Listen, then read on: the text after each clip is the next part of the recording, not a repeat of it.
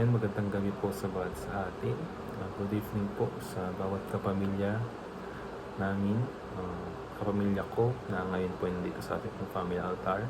Magandang gabi po sa inyo at maraming salamat po muli sa pag-attend sa ating pong family altar. At kung ito po yung napapanood ngayon, ibig sabihin po ay hindi na po kumabot sa ating pong family altar because of fellowship, kids fellowship ng ating pong church na ginanap mo sa Samal Bataan. Yun po. Ayoko rin pong sayangin yung privilege na ito na pinigay sa akin po ng Panginoon na makapag-share po sa inyo ng kanyang pong mga banal na salita. Ayan. Kaya po sa gabi na ito, samahan niyo po ako sa pag-aaral, pagbubulay-bulay ng mga salita ng ating pong Panginoon. So, for no further ado, tayo po yung mag-start na. So, ang ating pong paksa o papamagat pala ng ating pong pag-aaral ngayon ay pinamagatan na people who stay away from. Yan. People o mga tao na dapat po nating iwasan. Ito po ay kinuha ko po sa Bible. Ito ay nakita ko lamang po sa isang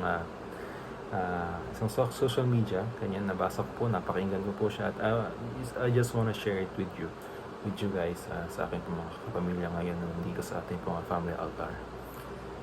Yan po. So, people who stay away from. Ito yung mga taong dapat nating iwasan. So, una, people who refuse correction. Yan, nakalimutan ko pa. And people who refuse correction. So, sabi po sa Proverbs 12 verse 1, ang taong nagpapadisiplina gustong matuto, pero ang ayaw magpakorek ay bobo. Yan. So, explicitly sinabi is stupid or mangmang, ganyan. Sinabi ni Lord na ganun kabigat ang pag-describe niya sa mga taong hindi tumatanggap ng criticism or correction na galing sa iba. So, ayun po. Madalas itong nangyayari kapag mayroong status ng buhay, ganyan, na puro kayo nakakaangat, ganyan, sa ibang tao, para bang yun ang ginagamit na pangharap nila para masabing, ay, ako yung tama kasi ako yung ganito yung tingin nila sa mataas yung pagtingin sa sarili nila. Kaya parang sa tingin nila, porque sila yung mataas ang estado sa buhay, sila yung tama, sila yung nakakalamang, ganyan. Pero hindi po. Ganyan. Pagdating po sa mga pagko-correct, sa pag-criticism, ganyan, is hindi po tinitignan doon kung ano yung status ng pamumuhay. Ganyan. Tinitignan po doon kung gaano ba ka-emotionally intelligent yung tao na yun, kung na-experience na ba yung bagay na kinokorek niya sa iyo, ganyan, at gusto niyang iparanas, ipaunawa sa iyo kung bakit niya ikinokorek yun sa iyo, ganun, or sa atin, ganyan. Yun po, yun yung unang dahilan, isa sa mga dahilan kung bakit may mga tao na parang nagre-refuse ng correction, which is yung about sa status o pagtingin nila sa kanilang sarili, pride, ganyan, ego. And then, pangalawa po, na sa tingin ko ay isa sa mga bagay na nagiging dahilan kung bakit ayaw magpakorek ng tao ay yung kanilang yung entitlement, being entitlement. Parang hindi siya ganun nalalayo sa status ng buhay, pero yung entitlement na madalas to sa family, ganyan, sa family, and maging sa work din, ganun po. So, doon na tayo sa family. Sa family, ganyan. So, sa akin po is, ako, sa akin pong pananaw, hindi porke ikaw ang kuya, hindi porke ikaw ang mas nakakatanda, or ikaw ang tatay, ganyan, or magulang, is ikaw na yung laging tama. Ikaw lang yung kung ano yung sabihin mo, yun lang ang dapat namin sundin. Ganyan. Tayo po ay binigyan ng Panginoon ng free will, at binigyan tayo din ng Panginoon na mag-isip kung ano po ba yung tama at mali. Ganyan. Kaya meron tayong kakayahan kung paano natin i-analyze yung mga bagay-bagay at yung mga sinasabi natin sa isa't isa. Ganyan. So, hindi po dahilan na porke ikaw ang tatay, ikaw ang kuya, ikaw mas nakakatanda, ikaw na yung tama. Ganun. Kapag meron pong nakikita ang inyong anak, asawa, or bunso, kapatid, sa inyo na parang mayroong hindi maganda at dapat kailangan i-correct. Ganyan is makinig naman po tayo. Huwag naman po nating gamitin yung entitlement natin na tayo ay nakakatanda sa kanila. Pakinggan muna po natin and then magkaroon tayo ng pag-uusap na malumanay at kalmado lang. Yan. And sa atin naman po, na mga nagko-correct, ganyan, sa mga tao na kino-correct po natin is huwag naman natin silang atakihin personally. Magkaroon tayo ng care sa kanila. Pagko-correct na mayroon pa rin care. Ganyan. Na hindi natin sila inatake personally. Parang ipaliwanag natin siya sa pamamaraan na kalmado at hindi naman talaga siya ganung masasaktan. Halimbawa is meron siyang may salita siyang sinasabi ganun na nakasakit sa iyo. Huwag naman natin sabihin na ganyan ka kasi magsalita, ganyan kasi magsalitaan mo kaya ako naiinis sa iyo. Parang medyo nabingin naman natin po na alam mo ba, meron akong gustong sabihin sa iyo at ito yung napansin ko kasi na nakasakit na yung mga sinabi mo sa akin at gusto ko sana na baguhin mo yon. Ganun. Pakinggan mo rin ako sa aking kagustuhan. Ganun. Yan. Dahil ito rin naman ay para sa iyo, para sa akin, para sa kaayos natin. Ganun po, malumanay, kalmado lang at direct to the point. Hindi na yung paligoy-ligoy pa. Yan. At yun po, pag napikriticize din tayo, wag yung hindi porke malakas ang boses natin, mataas yung ating boses, tayo na yung tama. Diba? The more you come to speak is the more knowledgeable you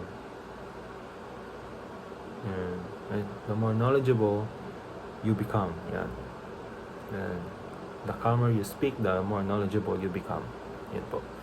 So, pag kalmado, sa pakikipag-usap, mas maintindihan, mas na-articulate yung mga sinasabi kapag meron tayong kausap. Kaya maging kalmado lang po tayo kapag tayo nakikriticize or nagko-correct ng isang tao or mga mahal natin sa buhay. Yun po. And then, pangalawang dapat nating iwasan is people who lack empathy for others. So, mga taong kukulang or walang awa. Yan, walang awa sa iba. So, ano po ba sinasabi dito sa 1 John 3:17? 1 John 3:17, sabi po, kung nakita ng isang may kaya sa buhay, yung kapwa niya na nangangailangan, pero hindi naman niya tinulungan, paano niya ngayon masasabi na mahal niya ang Diyos? Mga anak, ang pagmamahal natin, hindi dapat puro salita o daldal lang. Dapat magmahal tayo ng totoo, yung nakikita sa mga ginagawa natin. Yan. Yun po. Sa ating pong pagtulong o sa mga nakikita nating mga tao na parang dapat nating tulungan. Ganyan. Is tayo ay nababagabag bilang tao at bilang mapagmahal na tao. Yan. Bilang isang Kristiyano din po. Is tayo ay nahabag din sa kanila. Ganyan, sa kanilang mga kalagayan. At kung meron naman din po tayong mga may pabibigay, ganyan, may tutulong sa kanila, itulong din naman po natin. Huwag naman natin silang in-neglect. Ganyan. Ngayon po, sa mga tao naman po na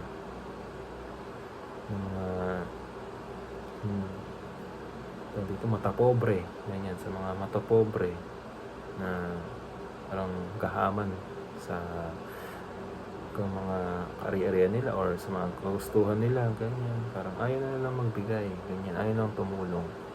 Kasi feeling nila parang kapag tumulong sila is kawalan sa kanila, ganun.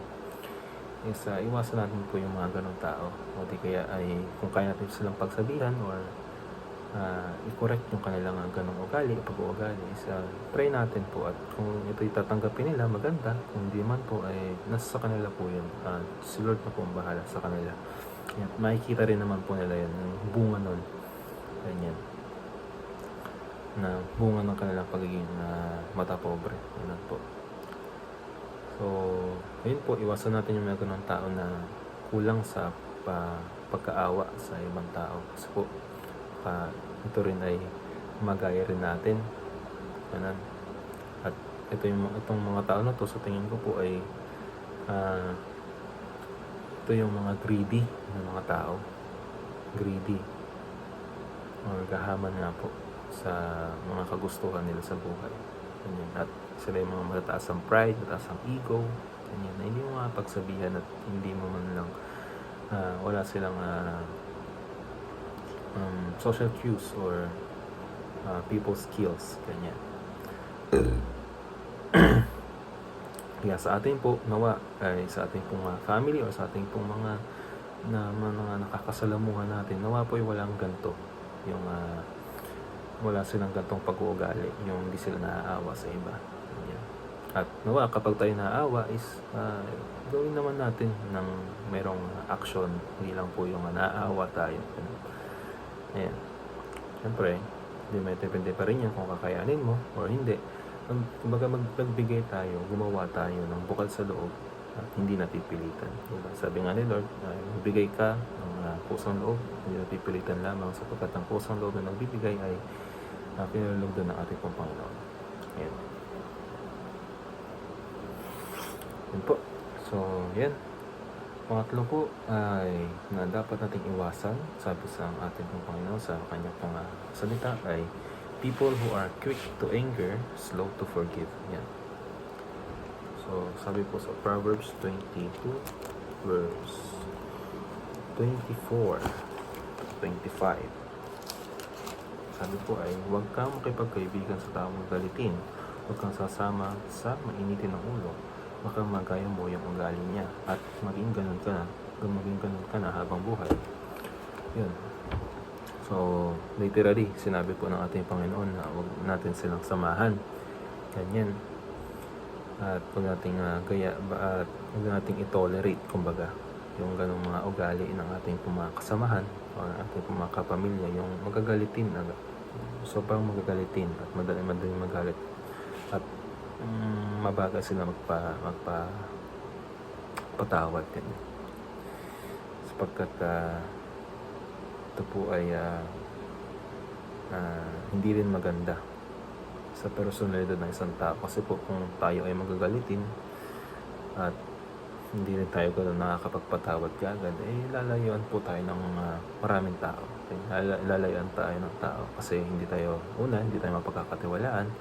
Pangalawa po ay yung kanilang pakikisama sa atin ay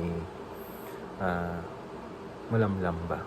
Hindi sila pag tayo nakita, hindi sila yung masaya sa atin, ganyan. Kumbaga parang iiwasan talaga tayo ng tao dahil alam nila, nakikita po nila sa atin or sa mga taong ganon na magagalitin, ay nakikita nila na parang hindi na nakikita yung pagiging isang Kristiyano at yung Diyos sa buhay nila, gumagawa sa kanilang buhay.